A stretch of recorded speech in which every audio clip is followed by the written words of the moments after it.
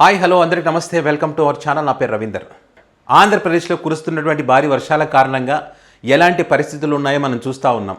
ముఖ్యంగా విజయవాడ ప్రాంతానికి సంబంధించి అతలాకుతలమైనటువంటి పరిస్థితి మనం చూస్తూ ఉన్నాం.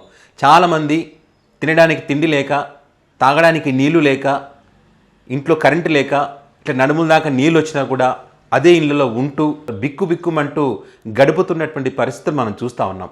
ఇలాంటి పరిస్థితుల్లో బాధ్యతగా వ్యవహరించాల్సినటువంటి కొన్ని పత్రికలు దరిద్రమైనటువంటి వార్తలు రాయడం, దరిద్రమైనటువంటి కార్టూన్లు వేస్తున్నటువంటి పరిస్థితి మనం చూస్తూ ఉన్నాం. పల్లకిలో కూర్చున్న వాడికి పల్లకి బరువు ఏం తెలుస్తుంది? మోసేవాడికి తెలుస్తుంది బాధ, బరువు. ఇప్పుడు ఈనాడు పత్రిక వరదలకు సంబంధించి ఒక దరిద్రమైనటువంటి కార్టూన్ వేసింది. అక్కడ ప్రభుత్వం సాయం చేయడానికి వెళ్తే అక్కడ ఉన్నటువంటి బాధితులు అడుగుతున్నారంట, మాకు ఏ సహాయం వద్దు, మొబైల్కి ముందు ఛార్జింగ్ చేయండి అని చెప్పి అడిగారంట. ఇంతకన్నా దరిద్రం ఏమైనా ఉంటుందా చెప్పండి? పేదలంటే ఎంత చిన్న చూపో చూడండి వీళ్ళకు. మొన్న రామోజీరావు సంస్కరణ సభ ఎవరి సొమ్ముతో చేశాడు? ఆంధ్రప్రదేశ్ ప్రజల యొక్క సొమ్ముతోనే ఖర్చు పెట్టి ఆ సభ నిర్వహించారు, ఆ సంస్కరణ సభ. ఇలాంటి వ్యక్తులక, ఇలాంటి పత్రిక యాజమాన్యాలక ఈ ప్రజల సొమ్ము వాడిందని చెప్పి బాధ కలగక మానదు ఇలాంటి కార్టూన్స్ చూసినప్పుడు.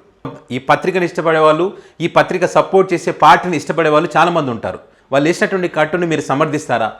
అది ఏ పార్టీ అయినా సరే, మీ పత్రికను అభిమానించేవాడైనా సరే. నిజంగానే విజయవాడలో మొబైల్ ఛార్జింగ్ వస్తే చాలనుకునేటువంటి పరిస్థితులు ఉన్నాయా? తాగడానికి నీళ్లు లేక చిన్నారులు, పాపం ఒక బిల్డింగ్ పైన చిన్నారులు నీళ్ళు అని చెప్పి అడుగుతూ ఉన్నారు. పైనుంచి, అంటే కింద వరద నీరు ఉంటే పైన బిల్డింగ్ నుంచి అడుగుతూ ఉన్నారు. అలాంటి పరిస్థితులు వీళ్ళకి కనిపించట్లేదా? ఇక్కడ దాకా నీళ్ళు వస్తే ఒక ముసలావిడ, పాపం చాతగాని ఒక ముసలావిడను, ఆమెను ఇద్దరు వ్యక్తులు పట్టుకొని నీళ్ళలో తీసుకొని పోతూ ఉన్నారు. ఆమె భయపడతా ఉంటే, షుగర్ పేషెంట్లకు టాబ్లెట్లు లేక ఇబ్బందులు పడి వణుకుతున్నటువంటి పరిస్థితి ఉంది. చిన్న పిల్లలను ఒక తట్టలో పెట్టుకొని, ఆ తట్టలో తీసుకొని ఆ నీళ్ళలో దాటి సురక్షిత ప్రాంతాలకు వెళ్తున్నటువంటి పరిస్థితులు మనం చూస్తూ ఉన్నాం.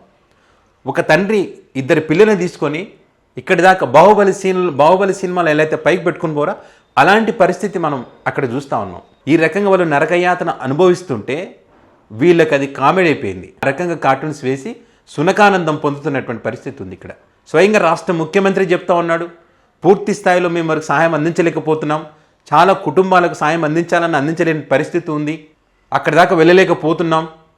ఒక వ్యక్తి నా దగ్గరికి వచ్చి నా బిడ్డను తీసుకొని ఇక్కడికి వచ్చాను, కానీ నా భార్య అక్కడే ఉంది, ముగ్గురం రావాలంటే నా బిడ్డను వదులుకోవాల్సి వస్తుంది, నా బిడ్డను కాపాడుకోవడం కోసం నా భార్యను వదిలేసి వచ్చాను, నేను మీకు చేతులెత్తి మొక్కుతాను, నా భార్యను కాపాడండి అని చెప్పి స్వయంగా రాష్ట్ర ముఖ్యమంత్రి దగ్గర ఆయన వేడుకున్నటువంటి పరిస్థితికి సంబంధించి చంద్రబాబు నాయుడు గారు చెప్పినటువంటి పరిస్థితి ఈరోజు. అది మీ కళ్ళకు కనిపెట్టట్లేదా? చంద్రబాబు నాయుడు బోట్లో పోతా ఉంటే ఒక మహిళ ఒక సంఖ్యలో ఒక పిల్లని ఎత్తుకొని ఆకలి అని చెప్పి కడుపు చూపిస్తూ పిల్లని చూపించినటువంటి ఆ వీడియోలు మీకు కనపడలేదా? ఒక యువకుడు ఒక బిల్డింగ్ పైన ఉండి, మేము క్షేమంగా ఉన్నాం, మా బంధువులు ఏమైపోయారో, మా స్నేహితులు ఏమైపోయారో వారికి సంబంధించినటువంటి సమాచారం లేదు, ఫోన్లు కూడా స్విచ్ ఆఫ్ అయిపోయినాయి, ఇంతవరకు ప్రభుత్వం స్పందించలేదు, అధికారులు ఎవరు రాలేదని చెప్పి ఏడుస్తూ ఉన్నాడు. దయచేసి కాపాడండి, 10,000 ఓట్లు ఉన్నాయండి మావి, దయచేసి కాపాడండి అని చెప్పి ఏడుస్తూ ఉన్నాడు. అది మీకు కనపడలేదా? వచ్చినటువంటి వరద నీటిలో పాములు, తేళ్ళు, విషసర్పాలు అన్నీ వస్తున్నా కూడా వాటి నుంచి తప్పించుకోవడానికి వాళ్ళు చేసినటువంటి ప్రయత్నం అంతా ఇంత కాదు. చీకట్లో కరెంటు లేక చిన్నపిల్లలకు పాలు దాపే పరిస్థితి లేదు, కనీసం తాగడానికి నీళ్లు లేవు. అంతటి దుర్భరమైనటువంటి పరిస్థితుల్లో వాళ్ళు ఉంటే నీకు మొబైల్ ఛార్జింగ్ పెట్టండి అని చెప్పి వాళ్ళు అడుగుతున్నారని చెప్పి వాళ్ళని చిన్న చూపు చూసేటువంటి దుర్మార్గపు ఆలోచన మీకు ఎట్లా వచ్చింది అనేటువంటిది అర్థం కావట్లేదు. అసలు ఇంట్లో 4 ఉంటే ఒక్క ఆహార పొట్లం ఇస్తున్నటువంటి పరిస్థితి, ఆ ఒక్క ఆహారం పొట్లం కోసం కూడా పెద్ద యుద్ధమే చేసినటువంటి పరిస్థితి మనం చూస్తూ ఉన్నాం. ఆ హెలికాప్టర్ నుంచి మరి ఆహార పొట్లాలు కిందికి వేస్తుంటే ఆ పొట్లాలు తీసుకోవడానికి తన ఇంట్లో షుగర్ పేషెంట్ ఉన్నారు, వాళ్ళకి ఇంత పెడదాము, పిల్లలు ఉన్నారు వాళ్ళకి ఇంత పెడదామని చెప్పి వాళ్ళు పడుతున్నటువంటి ఆరాటం, వాళ్ళు చేస్తున్నటువంటి పోరాటం మీ కళ్ళకు కనపడట్లేదా? మీరు వారి బాధల గురించి, వాళ్ళ కష్టాల గురించి, వాళ్ళు పడుతున్న ఆవేదన గురించి మీరు రాయకపోయినా పర్వాలేదు, వాళ్ళకి సాయం చేయకపోయినా పర్వాలేదు, కానీ వాళ్ళ కష్టాలను, వాళ్ళ బాధలను ఈ రకంగా మీరు కార్టూన్స్ వేసి తక్కువ చేసి మాత్రం దయచేసి చూపించకండి.